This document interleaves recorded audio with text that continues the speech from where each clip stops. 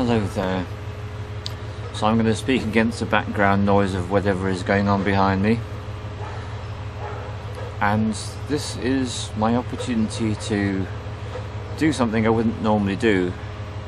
So I'm in the middle of a process. This is a shamanic process, and it's to do with mapping the dark image of the self. And in order to do this process, there's been a number of journeys involved. There's been craft work, and there's been working with one of the elemental forces of nature.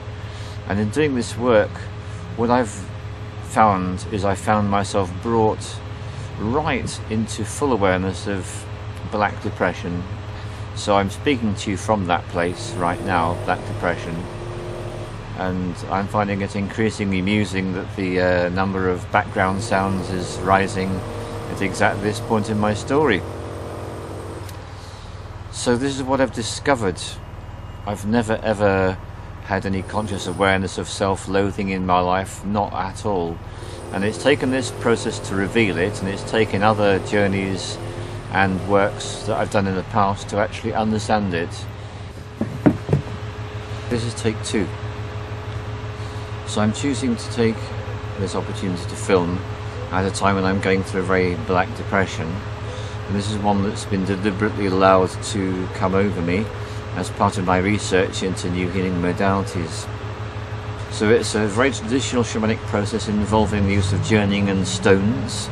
And in this process, what we do is we go in the journey to discover the dark, harsh, unresolved feelings about ourselves, which are still running us subconsciously. Second journey is to discover what all the self-judgments are about those dark, harsh, unresolved feelings about the self. And then the third journey is to look at how we've learned to balance these feelings and these judgments. So those are the 3 journeys. So we started this on the Saturday with the group that Robert has been taking through their shamanic practice. So I've been doing this whole process with them. So that's what we did on the Saturday. We did these 3 journeys. On the Sunday, we were invited to go and choose 3 stones from Robert's large collection. We were then given 3.5 hours in which to paint the stones. The idea is to paint them in reflection of these 3 journeys. This we did, and then rather than having the final part of the process done, I elected to wait. So that Sunday night, and then the Monday, and now here we are Monday night, and now here we are Tuesday afternoon. So I've had all this extra time to go very deeply into what I discovered, and what I discovered was self-loathing. This is the quality that came out from a very preliminary divination of the stones, and that related to the very first physical incarnation which I had, which I will talk about at another time. And it all relates perfectly, so I can see where the self-loathing came from. It came from that first physical incarnation, and the next part of the process is going to be the divination, the full divination of these stones, and that's going to complete the process. And I'm doing all this because this is a process which takes a long time, and I'm looking at a way of researching a new healing modality using these techniques so that I can offer more help to people. So this is the final part of the process now, which is the reading of the stones. So the first stone that I'm picking up is the stone which represents the harsh, past, unresolved feelings. And this is the first side that I painted.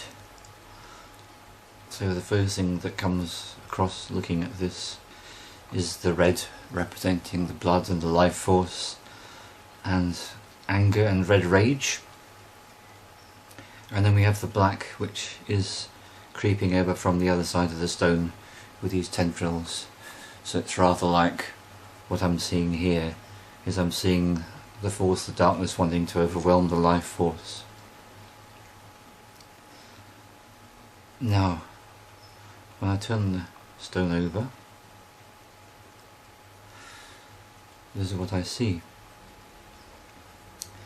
And so here is the darkness, representing the harsh unresolved feelings, and within it is this keyhole And as I look through the keyhole, what I see is I see the green hill and the night sky sparkling with stars and galaxies. So this represents to me that our road to freedom is through our interaction with our dark side. It's through facing up to the parts of ourselves that are most difficult to face up to. This is actually our liberation. And so this is what's been going on for me, and I'm sure for the other people who've done this piece of work in different places and different times. So it's extraordinarily powerful work, that's my feeling. And I can now have an appreciation for the rage, because the rage came out of the threat of being engulfed by the dark. And that's what it's about. So it's actually an affirmation of life. Not seen that before. So I can see the rage as an affirmation of life, and this is where it all leads. So it's when we let go of the anger, we let go of the rage, and we drop into what is. Then once the black depression takes hold, then there's only one place to go, and that's into the magic, into the beauty, into what it is about life that we love, no matter how challenging we find it to be at different times. So this is what I now see from this stone. So I now move over to the next stone, and the next stone represents judgments about these dark, harsh, unresolved feelings. So that's what this stone represents. It represents the judgments. And so the first link that I see is the white in the stars and the galaxies in the first stone. That's the only place there is any white on that stone. And the second stone, where there's a much larger area of white. And I see white as innocence. That's what I see very, very strongly. White representing the free human being, innocent. And then under the white circle there's the red ring. So I see the red ring as all the angry judgments I've ever made about myself and about my life and my experience of being alive. Beneath the red ring there is a black ring. The black ring represents the forces of darkness again, the forces of destruction, the force of not wanting to exist. And then beneath the red, beneath the red is the black, and beneath the black is the green. And I've never seen this before, but I see the green relating to the green of the hill on the first stone. And I relate the green to love, very strongly, love of nature. So when I look at this stone with regard to my judgments, what I see is I see the innocence that was within everything. I see the anger as a layer over that innocence. I see the darkness as a layer over that anger. And I see nature as a layer over the darkness. And I have a very strong image of this stone of wanting to plant it in the ground, so that the part which is not painted would be in the ground and the painted part would be above the ground. And that's how I feel this one wants to be. So I feel a very strong sense of thereby letting go of my judgments of whatever they may be. And the way I see this is that by letting go of the second stone, that enables the third stone to activate. So what I want to say is that I had such a strong sense of liking each of these stones and choosing them as ones that I very much liked. And it was very clear that the first stone would be the harsh, unresolved judgments, and that this would be the second one. But this one is what enables everything to be balanced. And this is my abilities as a shaman, and they come out of the void. So to me this is another vortex, which is a very ever-present symbol in my life and in my practice. And there's something about the way this stone slips into the hand. It feels so perfect in the hand. It's just the right shape. all the stones fit comfortably in the hand. All 3 stones fit comfortably in 2 hands.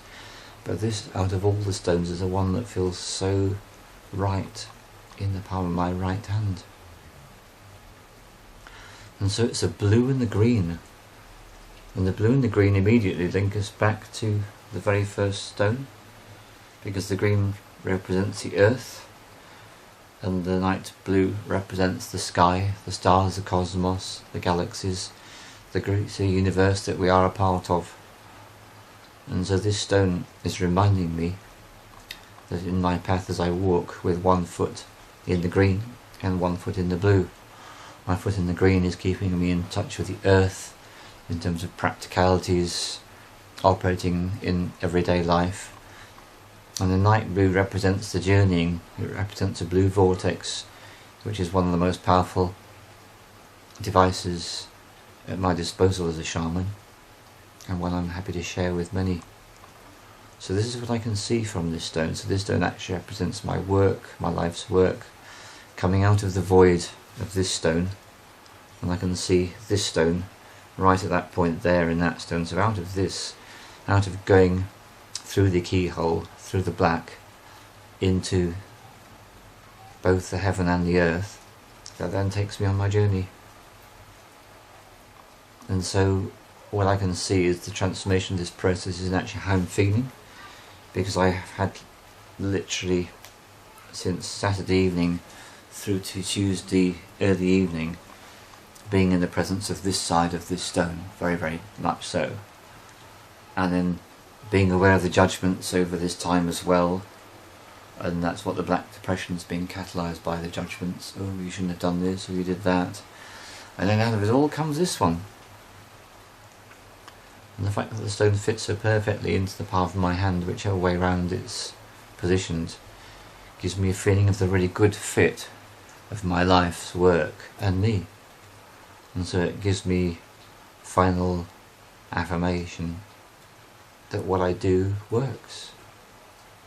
And there's always been the doubts, which has been echoed by the judgments about, does it work? Do people really benefit? Do they make up all their amazing replies? Are they just doing it humanly? That's what this stone has held me in for a long time. And so one of the gifts I can see for this process for me is this is embracing this stone after having let go of this stone by finding a place to plant it, which is what I'll do. So it leaves me to consider the fate of this stone. And I feel this stone is going to stay with me for a little while, but there will come a time when I will put this one down. And so that's the result of my reading. So that's the end of this part of the journey. The next time we take this up, we'll be looking at exactly what's going to happen next. So that's it. Thank you.